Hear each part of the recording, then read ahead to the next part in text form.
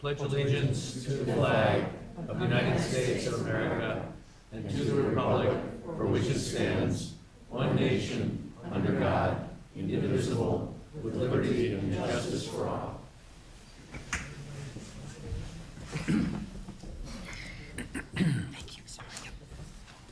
First item on our agenda is a report of city officers' comments by the mayor.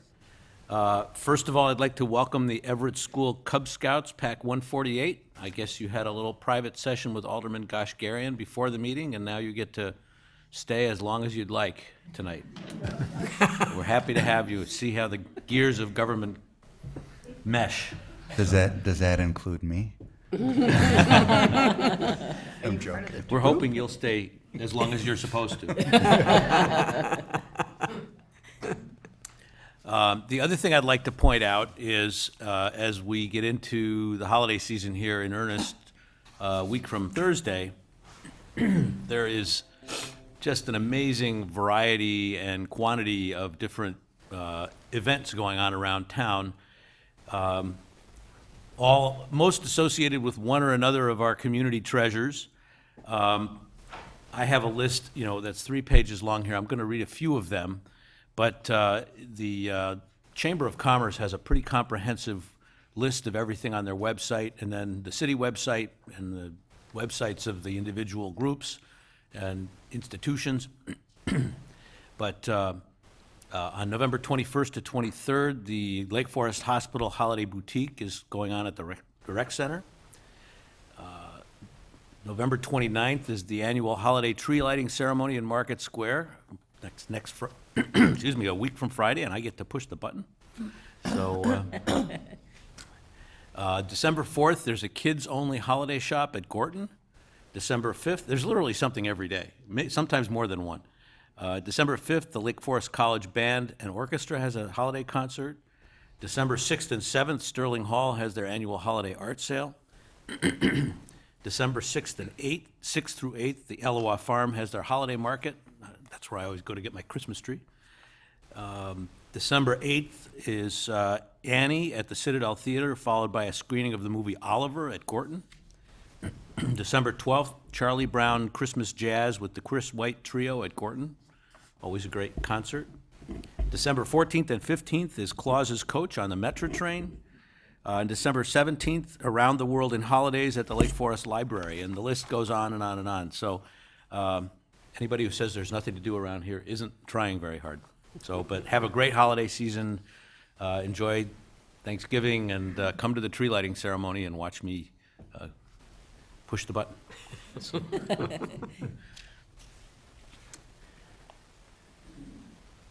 The next item on our agenda is a proclamation for Children's Grief Awareness Day, which is Thursday, November 21st.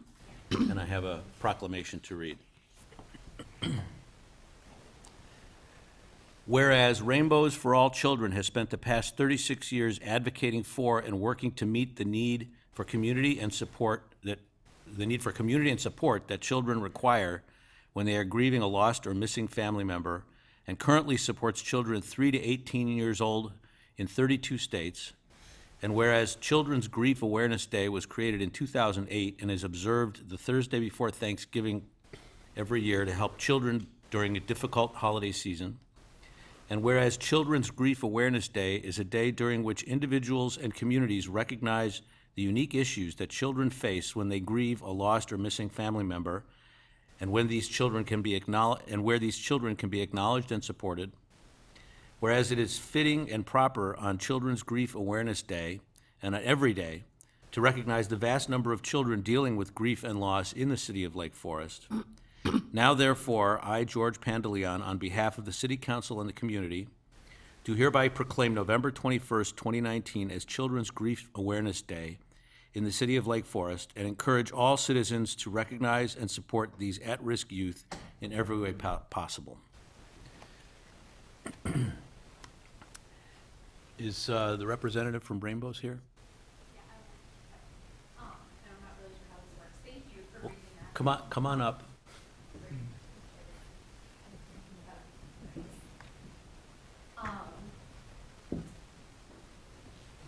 Oh, this is nice. My name's Natalie Juarez. I work at Rainbows for All Children. So I just want to say thank you on behalf of Rainbows. We serve, like you said, children who are ages 3 to 18, who are going through all different types of loss in their life, not just death, but divorce, separation, serious illness in the family, deportation, incarceration, because all of those are traumatic events for children.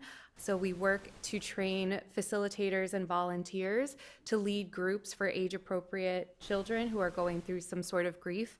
And it's actually an international organization. We're headquartered in Evanston, though. So if you have any questions, I'll be here. Thank you.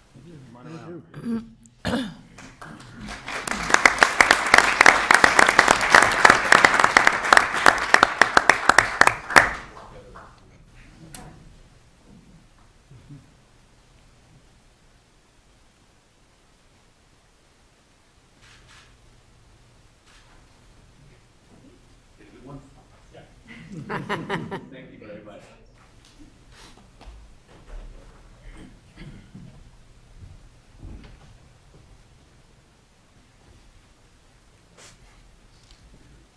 I have a little soft spot in my heart for that charity. My daughter worked there when she was in college one summer and absolutely loved it. Thought they did wonderful work. So it's another philanthropy to pay attention to.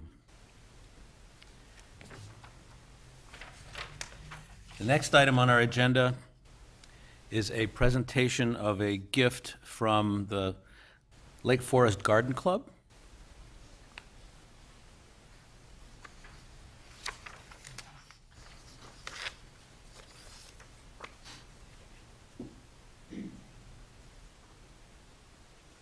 Thank you. Thank you. Good evening. My name is Lauren Dixon. I'm the current president of Lake Forest Garden Club, and thank you, Mayor Pantaleone and City Manager Witcha and all the aldermen for giving us the opportunity to speak tonight. We are here to present the city with a grant for $110,000 for recycling education. I wanted to just give you a little background on Lake Forest Garden Club. It was founded in 1912, and it is focused in the areas of gardening, horticulture, conservation, and civic improvement. This is a recent photo of the past presidents, and I'm sure you may recognize some of the faces there, including Alderman Beidler. But grant making and support of local organizations in the community has always been a key component of our mission. In 1915, one of our earliest projects included the planting of the elm trees that line Deer Path from Green Bay to Waukegan, which was in memory of the World War I soldiers who passed away. And then more recently, on the other side of the street, on the hill of Deer Path Middle School, the daffodils that bloom in late April each year were planted by the Garden Club in memory of the victims of 9/11. We're also really proud to have done some much larger projects with the city. In particular, we funded the landscape design plan and then gave project leadership to the 1996 Market Square renovation and to Forest Park just a couple of years ago. In addition to city beautification, we have supported conservation and horticulture through projects to Lake Forest Openlands, to Openlands Chicago, Ryerson Woods, Ellowa, Gorton, Lake Forest Hospital, and Lake Forest Library, just to name a few. In fact, since 2000 and with this gift, Lake Forest Garden Club has given away over $1 million. In 2018, we changed our grant process a little bit. Previously, it had been organizations would come to Lake Forest Garden Club and request funding. And in 2018, we decided to pursue a new strategy that was more focused on impact giving, finding initiatives that advanced our mission, and creating behavioral change. And we also decided at that point that it didn't have to be a physical project. So we formed a committee. We spent a year researching the needs and what was going on in our community in Lake County. We talked to a lot of strategic partners. We talked to the schools. We talked to the forest preserves, nonprofits, and other local partners. But when we met with the city of Lake Forest, we were immediately interested in the Recycling Awareness and Education Project. Recycling was a very timely topic due to changing market forces, particularly that China is no longer accepting the United States garbage.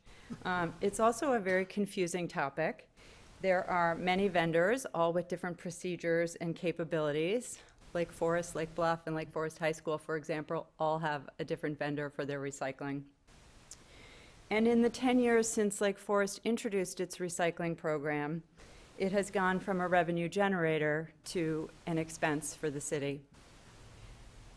This has made recycling contamination a huge opportunity and a huge factor. And by recycling contamination, what happens is when we throw our recycling into the bin, if you take your soda can and half of the soda is still in there and you throw it in the bin, what comes out, the soda that leaches out, destroys the entire load, and none of that is any longer recyclable. So contamination, and then also things like putting plastic bags in your recycling, or plastic number 6, or styrofoam.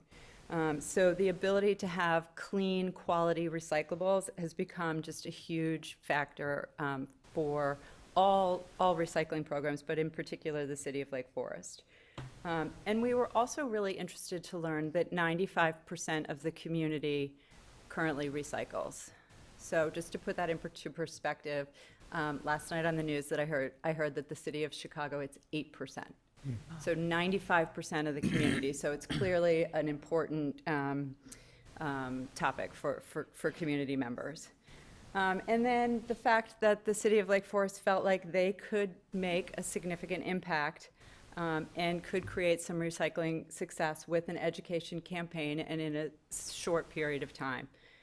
So we asked them to put together a request for proposal, and we then presented the details of that to our membership, and in October, the membership overwhelmingly voted to support this project.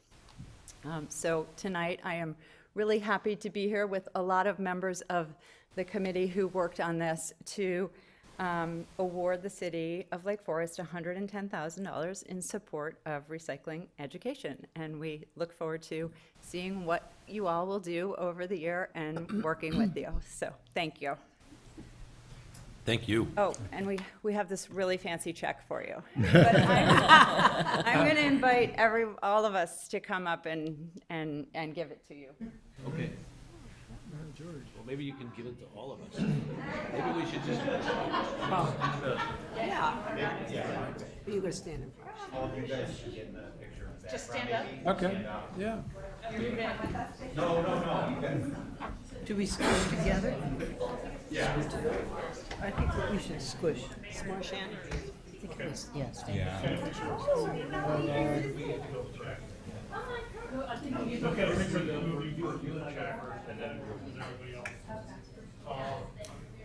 We'll get it last. Yeah.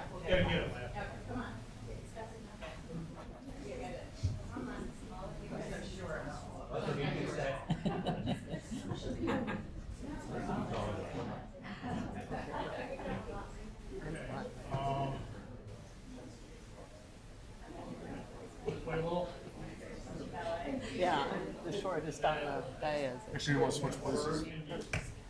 Oh, all right. Go behind it, yeah. That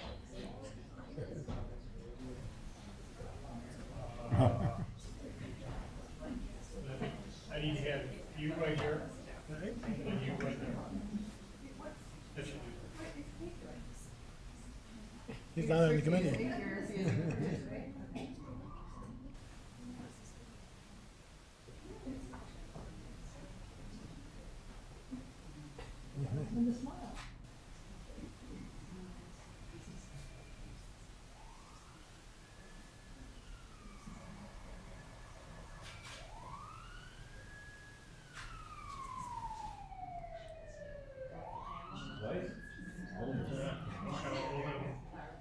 Flash and glass.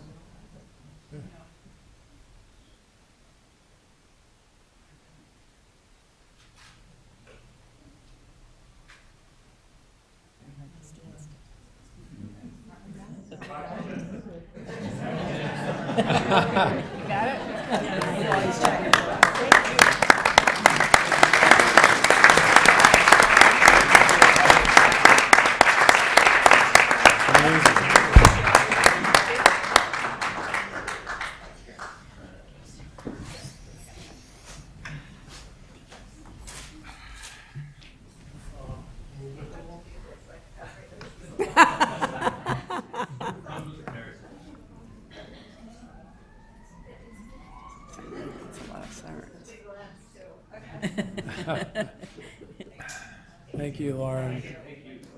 Thank you.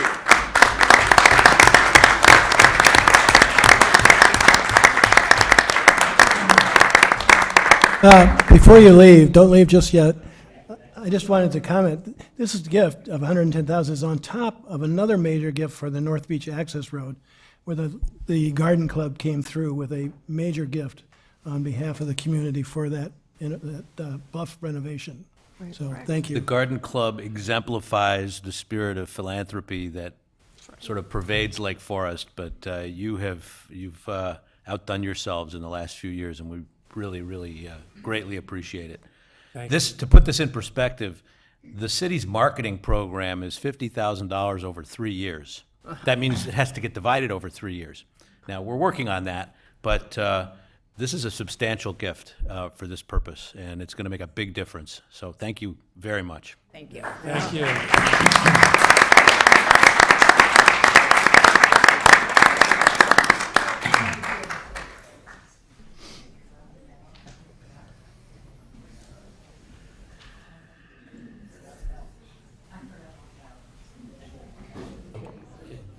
Good night. The next item on the agenda is comments by the city manager. Thank you very much, Mayor and members of City Council. I'll wait a minute. Let everyone celebrate. Give her a chance to get set up. Okay, as we move into the new calendar year in a matter of weeks, the U.S. Census Bureau will undertake the enormous process of conducting the 2020 census.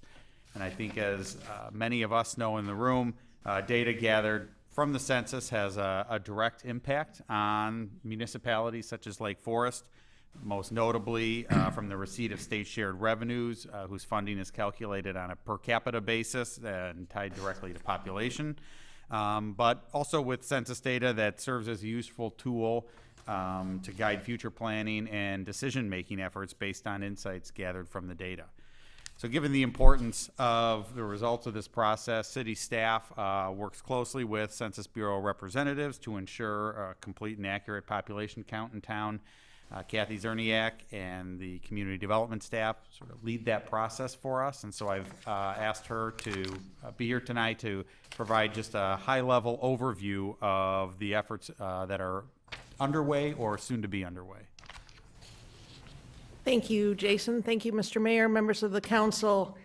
Just a brief introduction from me. Although the census happens only every 10 years, the Community Development Department works regularly with the Census Bureau throughout the interim years. We update boundary surveys, work on addressing, and my colleague, Michelle Frederick, who some of you know from working with boards and commissions, she's a planning technician in the Community Development Department, has been heavily involved in working with the Census Bureau and other groups regionally over the past about 18 months, and I'm going to ask her to give you a brief presentation this evening, really highlighting some of the information that's in this document that we left at your places.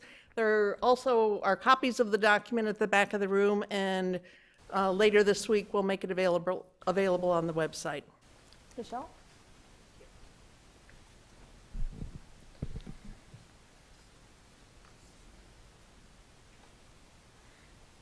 Thank you, Mr. Mayor and members of the council. Tonight, I'm going to provide you with some information on the 2020 census and what work we've done and what work we plan to do to help Lake Forest get a complete count in 2020. Why does the census matter and what does it do to help us? Representation is a big part of it. As you heard the city manager say, the census allows for redistricting to account for population shifts, including determining how many seats each state gets in the House of Representatives. A complete count in the 2020 census will also help us locally evaluate the ward boundaries. Federal funding is dispersed based on the census results for various programs, and having an accurate, complete count is vital to obtaining that funding. At times, census data is also used in the private and the public sectors as a decision-making tool. Who should be counted? It is important that every person is counted once and in the right place. Everyone should be counted who lives in the home, including young children. College students living away from the home should also be counted in the campus housing that they live in. And snowbirds and people that have multiple homes, the Census Bureau has said wherever they live and sleep most of the time is where they should be counted. When is Census Day? Census Day is April 1st, 2020. Although you will begin to see mailings come to your home in early March of 2020, preparing you for Census Day, April 1st. How are the responses to the census collected? This year, for the first time, there will be 3 ways to respond to the census. Now, the first is online, and what's really important about the online platform this year is that your personal information is kept confidential. The Census Bureau is bound by federal law to protect your information and your data that is used only for statistical purposes. As Kathy mentioned, at your places and at the back of the room, there's a packet of information, including a document detailing the confidentiality of the census and the effort that they put forth to keep that information that they obtain secure. As she said, this information will also be put on the city's website on a 2020 census page later this week. The paper response is the second way, and that is the traditional way that the census has been taken in years past. And the third way to respond is by phone, and that is also new this year. To give you a brief timeline, really highlighting the important census times in the coming spring, March 12th, 2020, the Census Bureau will begin to mail invitations to respond to the census, and that will happen over the course of about 10 days. Mailings will include the options on the ways to respond, and we would encourage residents to respond in a timely manner. After those initial invitations come out, reminder letters and postcards will arrive late in March 2020 and throughout April to those residents who have not responded. And then in April 2020, census takers around the country will target hard-to-count populations. And locally in Lake Forest, that means Lake Forest College, as it will be important to obtain those responses prior to the end of the school year. And then in May of 2020, lasting through July, census takers will conduct non-response follow-ups in person and to each home that has not submitted a response. And then looking down the line in early 2021, we will see information from the census on their population totals and other important data that they've collected. If you're looking for a way to become involved in the census, you can apply online to be a census taker. This link will be provided on the census page, also on the city's website. And then to just go back a step, what we have been doing. As Kathy mentioned, we've been attending census workshops, webinars, and learning opportunities that local government staff have to learn about the census. Since 2017, we've been working through address verification programs the census provides to ensure all of the addresses in Lake Forest are counted. We have met with census staff. In the last several months, we've been regularly participating in webinars and conference calls with local government and county census representatives through the greater Chicagoland region. And this opportunity has been a great way to share ideas throughout the Chicagoland region with those local government groups. And then we've begun to start working on local coordination efforts using different communication tools we have at our hands and the local community groups that we work with regularly. And then finally, what will we be doing? We will be educating, and we will be encouraging, and we will be engaging. We will be educating the community using different communication tools that we already have. Things like our website, our social media platform, and if you noticed in the recent dialogue, we had an article in there starting to prep people for the census. We will be encouraging the community to respond quickly and accurately for their household as we promote the census in Lake Forest. And we will engage the residents of Lake Forest by working with trusted community groups and institutions that we have had relationships with for years. Some of those would be Lake Forest College, Lake Forest Library, churches, the school district, the League of Women Voters. So I just want to thank you for giving me the opportunity to share some information with you, and I look forward to sharing more in the future as we get closer to Census Day. Thank you very much. Thank you, Michelle, for that presentation. And Mr. Mayor, that concludes my report this evening. Thank you. Next item on our agenda is committee reports. Item is a report from the Finance Committee that'll be presented by Finance Director Elizabeth Holub regarding our first reading of an ordinance establishing the 2019 tax levy.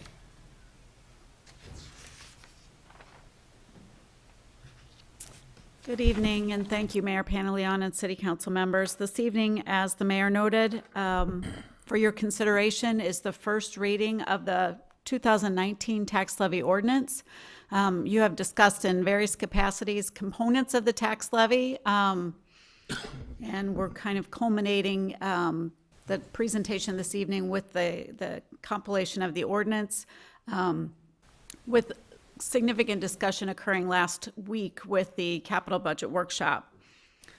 So just as an overview for those who may be watching or in the audience, the city has certain tax levy limitations and certain tax levy requirements that it must meet each year.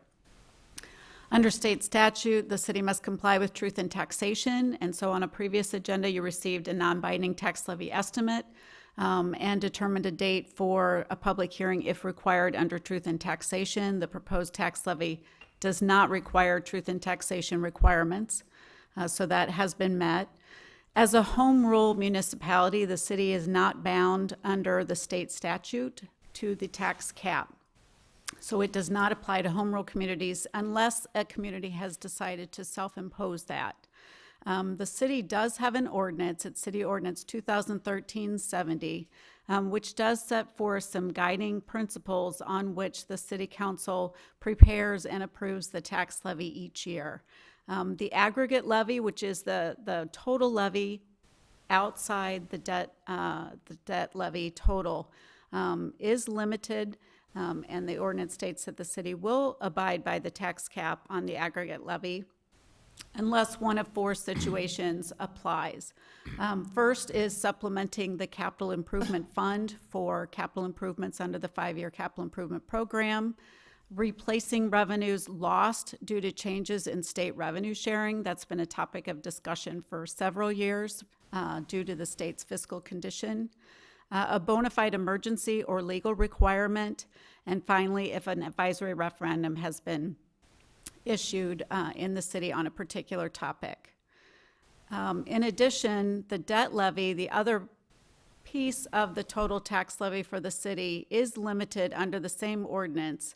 A combination of the debt and any capital levies combined are limited to the 2004 debt service levy extension as adjusted annually for inflation. And the city uses the municipal price index, which is released each year. It is more focused on construction costs and is considered to be a more relevant indicator and inflation adjustment for this particular component. I'm going to go through a few of the schedules. These were prepared and presented last week as well. They're small and tiny print, a lot of information, so I'll just focus in on the specific information that's important. This first attachment 1 is simply the calculation of the maximum debt levy under the tax cap using the statutory guidelines. What is important here is two pieces of information. One is the estimate of the 2019 assessed valuation for the city. That becomes important in calculating the tax rate that's assessed on property in the city. Based on current estimates with all townships reporting, The county is estimating that the city's total assessed valuation will decline compared to last year by 1.9%. You'll recall from a previous presentation by the Shields Township Assessor, this is a general assessment year, happens every 4 years, requires a look and review and assessment of every single parcel within the city. So it is common for adjustments to occur, especially in those quadrennial years. And I would also note that the appeal process is ongoing. So there are opportunities for homeowners to appeal their assessments, and those go through the Board of Review at the county level. So we don't expect this to be a final number, but it should be fairly close to the final number used for next year's tax bills. The second important piece of information on this attachment is new construction. Under state statutes, new construction that is entering the tax rolls for the first time, that may be completely new construction or redevelopment or additions, under the tax cap statute are excluded from the tax cap. It allows a taxing district to assess the taxes on that new construction at the first initial year without impeding the tax cap limitations. And so you see that the county is currently estimating new construction for this year at $19.4 million at assessed valuation, and that would generate approximately $239,000 in estimated tax revenue that would come in above and beyond the cap. Then at the bottom, you can just see the calculation that includes the tax cap limit and the new construction. TIF is not relevant this year in this particular calculation. So you see that the tax cap limitation for 2019 levies is 1.9%, and then you see the addition of the new construction at the bottom. The next slide shows the individual line items that make up the total levy for the city. We start out with the general fund at the top. We come down to the next section, which are the pension fund levies. Both IMRF as well as public safety are included in this subsection for all employees other than Parks and Recreation. The next subsection are other funds. These are other operating and capital levies that are deposited not into the general fund but into specific designated funds.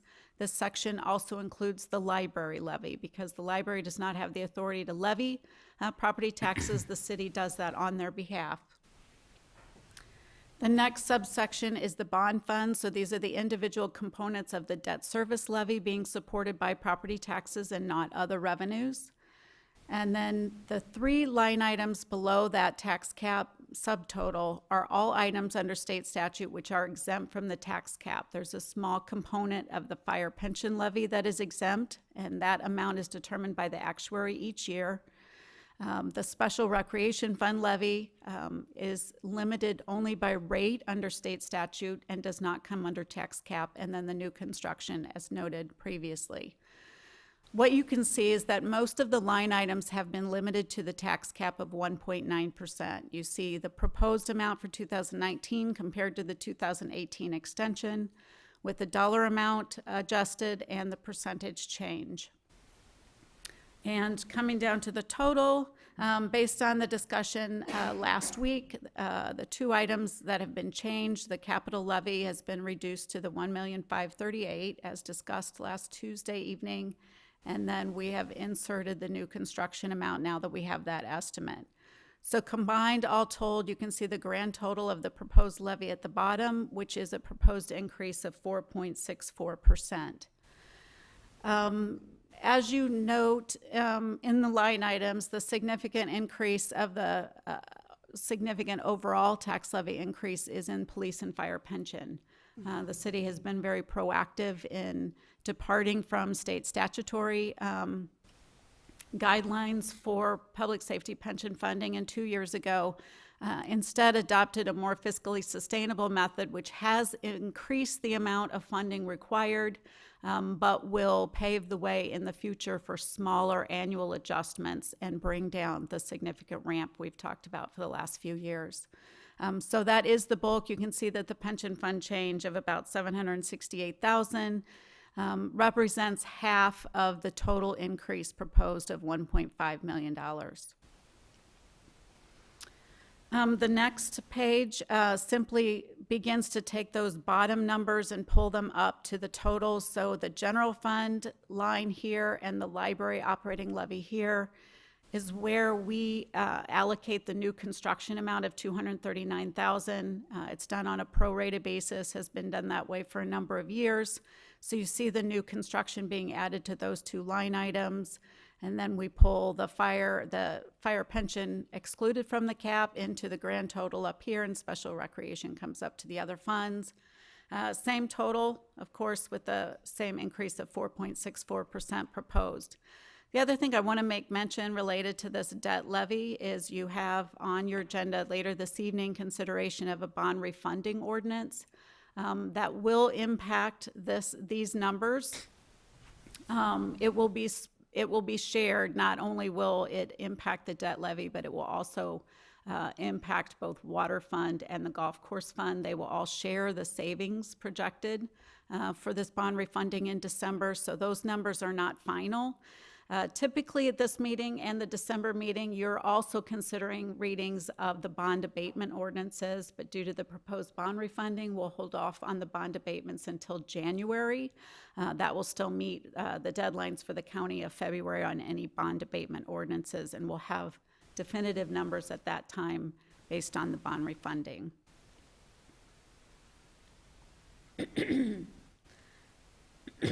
Excuse me. Attachment 4 is intended to demonstrate the impact on an average household. We use an average household of $800,000 and $800,000 single-family home, which is the median house price in the city of Lake Forest. You can see the overall summary up at the top of the levies and the total. And then down here, what you see is the calculation of the forecasted rate. So we take the estimate for the 2019 assessed valuation, we divide that by the total proposed tax levy, and we calculate a rate. And then we assess that on the average home. So we use an $800,000 home last year. We adjust that by the 1.9% reduction anticipated in the overall assessed valuation of the city to calculate the new assessed valuation, and then factor in the total amount that's going to be assessed on that property. I would note that individual properties are going to have differing results. An $800,000 home that has had improvements or has been reassessed may see an increase or a decrease, but for this purpose, we simply use the overall total assessed valuation increase or decrease in this calculation. What it shows is that combined, the city and the levy and city and the library represent about 23% of the total tax bill. That is estimated to go up by $130,000 on an average home of $800,000. And finally, this is just a graph showing the allocation of the property tax levy revenue, both in amount and percent of total. And you can see where those property tax levy revenue is deposited. As you know, the majority of it is in the general operating fund. The city's general fund budget is funded more than 50% by property tax, so it is a very significant revenue source for the general fund budget, but also helps to support various other important purposes in the total city budget. So this evening, again, we are recommending that the City Council grant first reading of the 2000 tax levy ordinance as proposed, and I would be happy to answer any questions. Thank you, Elizabeth. Any questions? Alderman Marino? Thank you. Director Holub, could you return to attachment 3, please? Just a question on the bond funds, and I realize these numbers will change, but why do we have a 21.5% increase in that 2010 GO bond? Alderman Bushman called me this morning with that very question. Great minds. And great minds think alike. And at the time, I couldn't answer the question, but this evening I can. So what happens is that the bond fund levies come from the individual bond ordinances when the bonds are issued. So you can see that in this particular case, this was a bond issue in 2010. That happened to be the bonds issued for the municipal services facility and some additional funding for the 5-year CIP. When each bond issue occurs, that matured, those debt service maturities are layered in to try to prevent any significant increases or decreases from year to year. So that maturity was determined at 2010 when those particular bonds were issued. The interesting thing that has happened with this anomaly is that for those of you who recall a few years ago, the city never had a capital improvement line item in its tax levy. A few years ago, the city received proceeds on the sale of the property at Laurel and Western and used those proceeds to pay off the 2008 bonds. At the time, what the city did was replace the 2008 debt service levy with a new capital improvement levy that was intended to follow the previous maturity schedule of the 2008 bonds. So that is why you see a reduction in the capital improvement levy of $192,000, because that is made up of the debt service associated with the 2008 issue that has now moved to a different line. So that reduction in the previous 2008 debt service was actually funding this increase in the debt service levy. So that reduction and that increase are actually related to each other. So last week at the budget workshop, we had the conversation about, we had two options on the capital improvement levy. One was taking it up 1.9% over the last year, which was about 1.7 and some change million. And we opted to reduce it down to the 1,538,000, which really is appropriate given going back to those bond issues and realizing that that's what's creating that reduction here and an increase here. Thank you. Thank you to Alderman Bushman for asking the question, letting me do a little bit of that research today. Well, I even did a further calculation that if you take that blip out from the 2010 bond, the impact to the homeowner instead of 3.82% would be 3.07%, so less than that. Thank you. Other questions? All right, thank you. Any member of the public would like to speak about the tax levy? Okay, there being none, I would entertain a motion to approve the first reading of an ordinance establishing the 2019 tax levy. So moved. Seconded. Is a roll call vote, please? Alderman Beidler? Aye. Alderman Morris? Aye. Alderman Notes? Aye. Alderman Rummel? Aye. Alderman Preschler? Aye. Alderman Gashagarian? Aye. Alderman Moreno? Aye. Alderman Bushman? Aye. 8 yeas, 0 nay, motion carries. Thank you.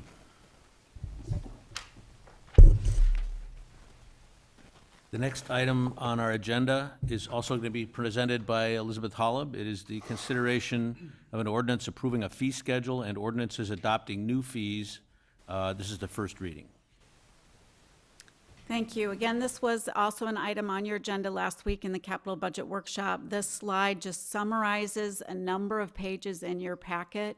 You've received the proposed ordinance, the 19-page fee schedule, comprehensive fee schedule, as well as some additional ordinances from departments submitting recommendations for new fees, as well as supplemental memos provided by operating departments further supporting their proposed changes or proposed new fees. What you see here is just a summary of the department submitting a description, the actual fund that the revenues are deposited to, an indication of whether it is a new or a changed fee, and then the revenue here is the department's annual estimate of additional revenue from the proposed change. The detailed fee schedule in your packet, there is some color coding. Green is just is not a proposed change in the fee. It's just incorporating something that's been in the code or a new fee approved since last year's review of the fee schedule that is now incorporated in the comprehensive fee schedule.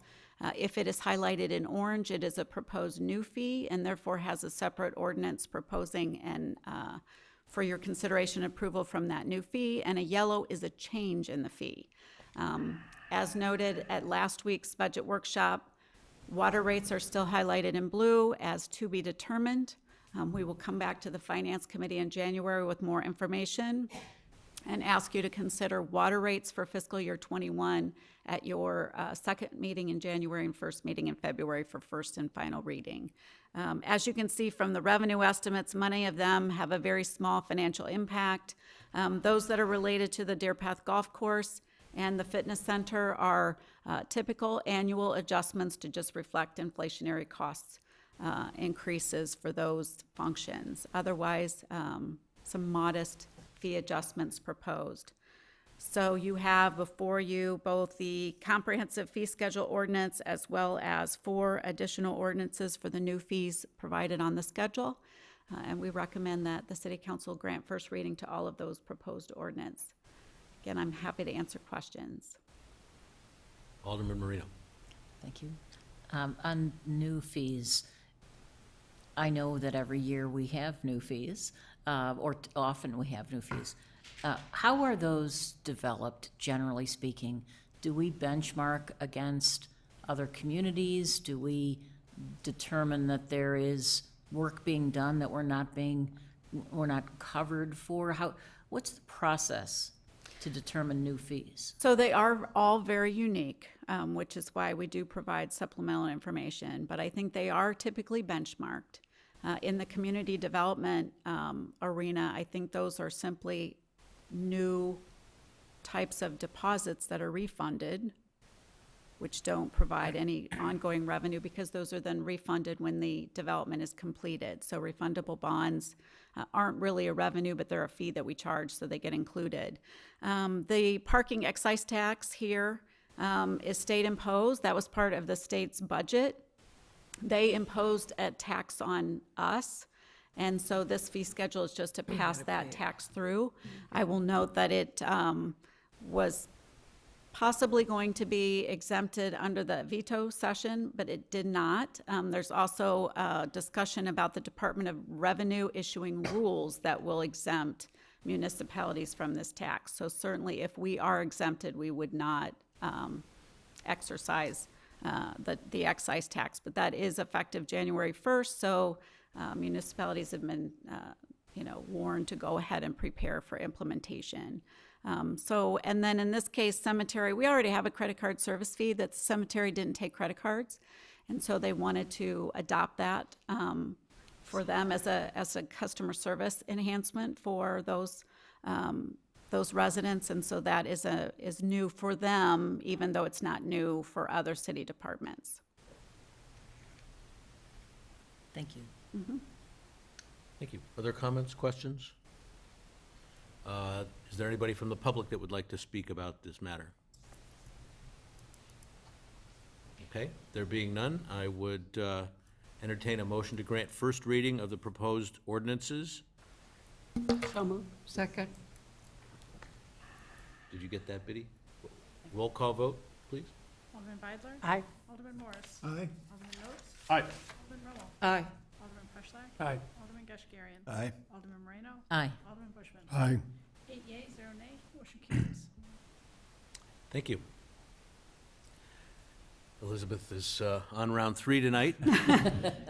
Next item on our agenda is consideration of an ordinance providing for the issuance of not to exceed $19.5 million in general obligation refunding bonds, Series 2019, for the purpose of refunding certain outstanding general obligation bonds of the city, providing for the levy and collection of a direct annual tax sufficient to pay the principal of and interest on said bonds, authorizing and directing the execution of an escrow agreement in connection with the issuance of said bonds, and authorizing the sale of said bonds to the winning bidder thereof. That's bond council's terminology, not Yeah, I mine. was gonna say, that was not written by a layman.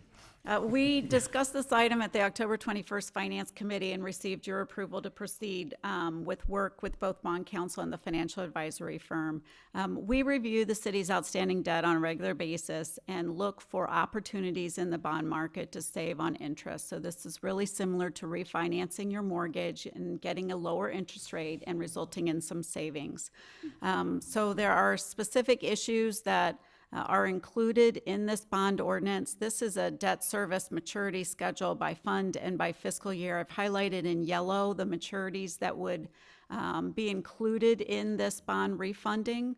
And then on the far right column, we have from Spear Financial, the city's financial advisory firm that helps us to do these bond issues, their current forecast for annual savings. So you can see there is no significant windfall. The amounts from year to year are fairly small, but over the course of the maturities, actual debt service reduction would exceed $1 million, and even at a present value, discounted to the current date, would be $964,000 in present value savings. So we wanted to take this opportunity, present this option to you, and with the hope that when we go to market in December, nothing significant has happened, and we'll be able to realize these savings or potentially even more. The schedule, you can see we have begun work. As I reported last week, we had the Moody's rating call on November 11th. Their report is pending. They would review and issue a rating on this, as well as affirm the city's bond rating on all outstanding debt. We were hopeful that that was going to be received Friday. We noticed today that they, based on some change in the Moody's Rating Committee, we're anticipating that on Tuesday, November 26th. And we will send word out to everyone on that as soon as we receive it. The bond counsel is Chapman and Cutler. They've prepared the bond ordinance before you for first reading this evening. You'll again consider that on December 2nd. And I think it's important to note, which is slightly unique from other issues that you've seen, this is a parameters bond ordinance, and it's setting forth the guidelines under which the city would proceed with a refunding. Spear was concerned about an auction on Monday, December 2nd, because it was the Monday after the Thanksgiving holiday. They felt that could negatively impact the bidders on the issue, and so they felt it would be important to wait a couple days. So we've set that bond sale for December 4th. Currently, in the first reading version of the bond ordinance, you see a 3% in there. That is very conservative on the part of Chapman and Cutler. We've already had a conversation about that because the projected savings from Spear are closer to a 5%. So it's my recommendation in the final reading that we'll increase that from 3 to 5. Because what that ensures is that if the bids come in on December 4th and you can't achieve that savings, then we can reject all the bids and come back in the first quarter of 20 if bond market conditions improve. So that percentage is very important, and so we'll be bringing back for final reading an increase in that from 3 to 5% would be my recommendation. And then we would have that approved on December 2nd, do the bond sale on December 4th. If everything proceeds, we would close on that bond issue December 19th and be ready to come back with the bond abatement ordinances reflecting the refunding numbers. So any questions, and I'm happy to answer those. Otherwise, we're recommending again first reading of this bond ordinance. You and Elizabeth have an ongoing conversation tonight. It's my kind of gal. The the net present value savings, are those net of transaction costs? They are. Thank you. Yep, all issuance costs. Thank you. And another thing to note, also a question from Alderman Bushman, maybe you were going to ask, but a very good question. In the preliminary official statement included in your packet, it proposes a $17.5 million issue. That is the estimated issue based on the Spear Financial numbers and running. Why does your bond ordinance say an amount not to exceed 19.5?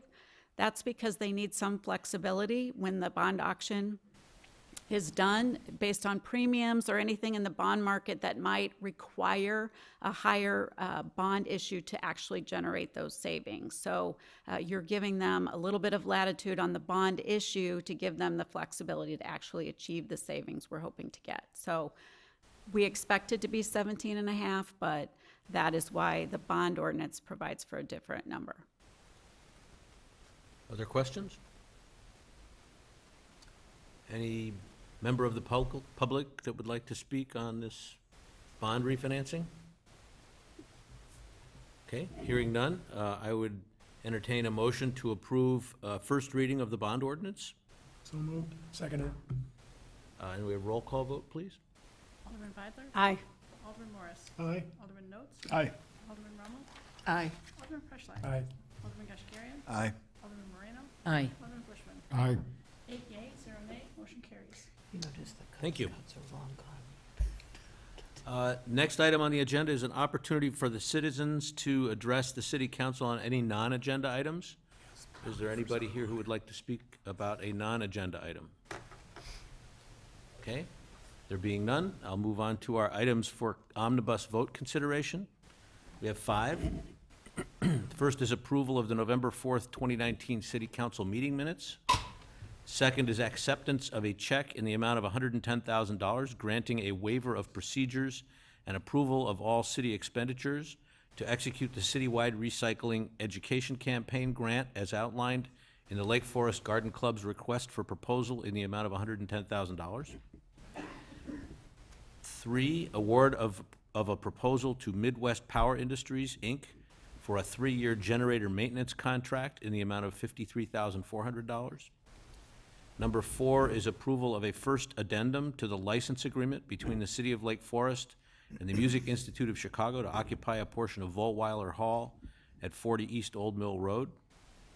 And 5th is consideration of an ordinance approving a recommendation from the Historic Preservation Commission, first reading, and if desired by the City Council, final approval. Are there any items that anybody would like to take out and discuss separately? Mr. Mayor, can we address item number 2? Not in particular the check that was so generously donated by Lake Forest Garden Club, but efficiencies in the recycling program, and realize our target is to go from 25% down to 10% waste. Do we have any idea what that reflects in terms of efficiencies and what that's going to do for the recycling program? Is that going to produce a significant savings, or is it something that's not quite as significant but still good for the environment? I'm just curious about that. Thank you. Good evening, Honorable Mayor, members of the City Council. With regards to potential savings for recyclables, to give everybody just a quick idea, we are spending approximately $79 a ton to get rid of recyclables. We are currently spending about $42 a ton to put material into the landfill. So if we take that delta times the 3,000 tons, we're spending about $110,000 annually in addition to what it would cost to recycle versus placing that material in the landfill. As our Superintendent Dan Martin noted, the goal of having 25%, reducing that down to 10%, would save approximately $67,000. But again, those numbers fluctuate on a monthly basis. We have a flat fee. We have an 8-year agreement with the landfill, so those numbers we know. But the fee that we pay changes on a monthly basis based upon what the markets are and how much material they are spending pulling out and bringing to the landfill. That answers your question. Yeah, it does. I mean, that really emphasizes the importance of this program and the public being aware of it and its relevance and getting the word out. And again, we're very grateful to the Garden Club for that very generous donation, but it's up to the residents to make this work. We hope they take note and they're made aware of that. Thank you. Thank you.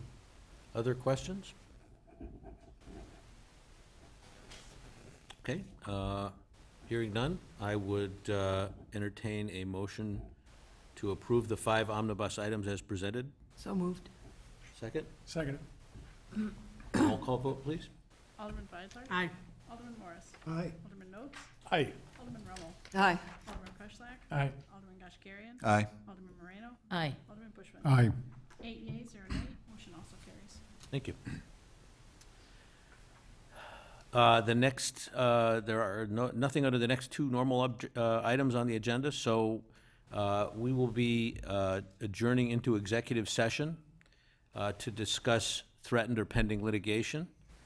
And I should let everybody know that after we're done with the executive session, we will not have any further business. We will simply come back to the dais. There'll be a motion to adjourn, and we will leave. So I would entertain a motion to adjourn into executive session. Oh, no, that's a roll call vote. Oh. So, Alderman Rommel, motion. Second it, yeah. Okay. Alderman Feidler? Aye. Alderman Morris? Aye. Alderman Notes? Aye. Alderman Rommel? Aye. Alderman Preschler? Aye. Alderman Kashkarian? Aye. Alderman Moreno? Aye. Alderman Bushman? Aye. 8 yea, 0 nay, motion carries. Thank you.